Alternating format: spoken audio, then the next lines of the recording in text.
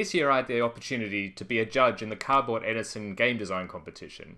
And in this video I wanted to share some of the feedback that I had for the entrants in the competition, in case that the feedback might be useful for you in your own game designing. And stick around until the end, where I'll be announcing a new opportunity for viewers of this channel to get my feedback on their own designs. Hi, I'm Matthew Dunstan. I'm a full-time board game designer based in Australia, and to date I've had over 60 games published all around the world in numerous languages. On this channel I like to talk about what it's like being a full-time game designer in the industry, tips and tricks for improving your own designing, and general thoughts about game design. Before you watch this video, I'd recommend you check out my previous video that I made talking about entering design competitions, which I'll link up here. That'll give you a good background for some of the things I'll be talking about in this video, and hopefully I'll go into more specifics and different details than I did in that previous video.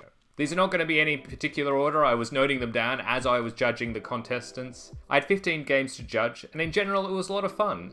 The standard of entries was very high, and I think that's a really good sign for the state of board game design at the moment. That even folks who are designing their first or second games are producing games at a really high quality. Of course that makes it more difficult because the competition is harder.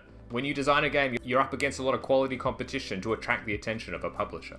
So hopefully some of this feedback might be useful for you when thinking about your own designs, and maybe some of it will be applicable to changes you might be able to make. I'll keep these tips short and to the point, and take what's useful to you and leave what's not. I'll start with points about the entry itself and the video, and then I'll go on to some more general design points that I observed by looking at the actual games themselves. So, for the video, you don't need to explain all the different variations in setup and player count configurations in the video if it's not important. The entries in the Cardboard Edison competition only have 3 minutes in a video to describe their game to the judges and how it works and why it's interesting.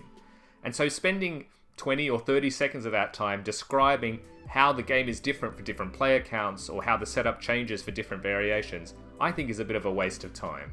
Focus on presenting the game in its best possible light, in the best configuration that you think is possible, and leave the different setups for the rules. For example, if you have a trick-taking game that's best at 4 players, show off that configuration in the video and leave the other player counts to the rules. In terms of video production, using music can really help set the tone of a video and just generally make it more enjoyable to watch.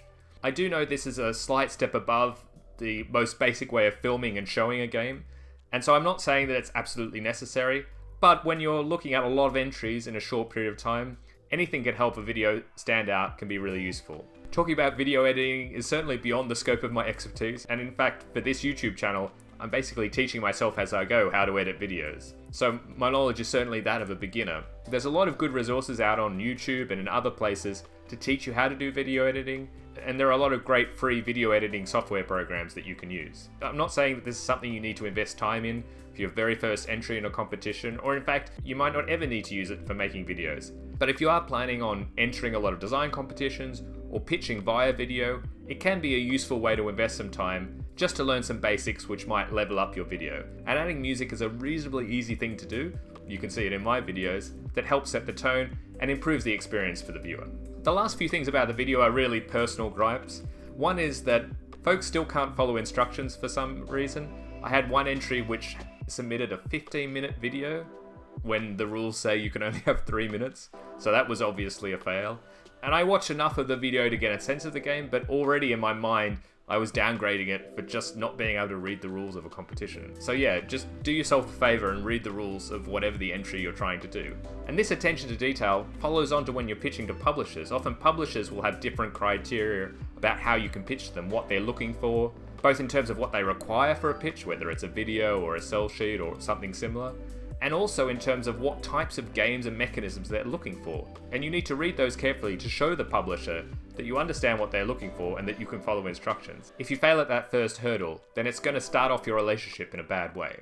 And the last gripe is something I alluded to in my previous video about videos for game design competitions, and that's just spending too long on introductions. I definitely had 1 or 2 videos which had introductions that lasted for more than 30 seconds in a 3-minute video, so that's more than 1/6 of the whole video, And in one case, the introduction didn't have anything to do with the game itself or giving any details about the theme or how it played. It was basically the designer taking some time to look up from what they were doing, casually introduce themselves to the camera, and then reel off their achievements in game design before they get on to the actual game itself. Besides wasting those precious seconds where you could have been explaining your game in more detail, I hate to say it, but it comes off as just a bit of a boast and doesn't make me more predisposed to liking your game. But that just might be me. Now moving on to the game. Some of these observations and feedback actually can be useful to you even if you're not entering a game and design competition, because I think these apply to game design as a whole and also reflecting on where the industry's at and what types of games publishers are looking for, in my opinion. If the mechanisms of your game are abstract, then my recommendation for theme is either to leave the theme completely abstract, i.e. basically absent, or to go the whole way with entwining your theme with the mechanisms of your game. There are a few games which utilised a very middle-of-the-road theme, like city building or fantasy kingdoms, in what was otherwise a fairly abstract game. And the problem there is by using a very generic theme, you really call to attention the fact that the game is abstract and that there's a gap between what you're doing in the game and the theme of the game. And it even calls to attention how mundane the theme you've chosen is. In my mind, having such a middle-of-the-road theme is actually more of a negative aspect than having no theme at all. Because at least if you don't have a theme, you're being really honest, it's an abstract game and it doesn't have any theme. The draw of the game is all in the mechanisms. And even more, if you use a middle-of-the-road theme with abstract mechanisms, sometimes that theme can actually introduce confusion. For example, if you use a building theme, perhaps you have some rules which don't make sense with a building game, like why can't I build over there, or why does this stack have to finish at 2, or why do I care about these things being in a line? Just as using a good theme can make the mechanism of the games more intuitive, using a poor theme can work against you and make learning the game's mechanisms unintuitive to a player. That can be another reason to not use a theme in that situation, where a theme might get in the way of learning the rules of the game. If your game uses components or elements which connect to real-life examples or actual games that have expectations of how they might function in a game, lean into that rather than working against that. There was one game that I judged which utilised dominoes as one of the game components. And in this game, dominoes were used to represent buildings on a grid. Unlike how dominoes work in the real-life game of dominoes, where numbers need to match on adjacent dominoes for them to be connected together, in this game, there was no sense of needing to match numbers across dominoes, and it didn't really matter about how dominoes were placed next to each other. And of course, I'm not saying that you can't design a game which breaks this matching numbers of adjacent components, but if you're going to use dominoes, which immediately calls to mind matching in a player's mind, that's going to lead to another unintuitive moment in the game. Again, you're not utilising the opportunity you have in these components to be resonant and intuitive for players to help them learn the game and give them a greater connection that they can bring from their own life experience. And following on from that, it's a real positive when you judge a game where the theme mechanisms do weave very well with each other, and where the theme actually helps you learn how the game works because it resonates and functions how it would in real life. This can do a lot to elevate a game which is otherwise quite mechanically similar to what a lot of other games in the genre, but it really helps it stand out. Looking at greater design trends, I think we've mostly moved a little bit beyond basic gimmicks in board games at the moment.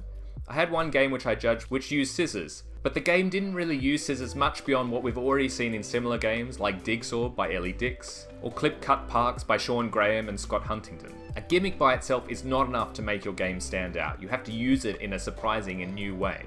And the gimmick really has to drive the gameplay in an interesting way that judges haven't seen before necessarily. The last thing I want to say is more of an observation rather than a specific piece of feedback about a particular mechanism or an entry.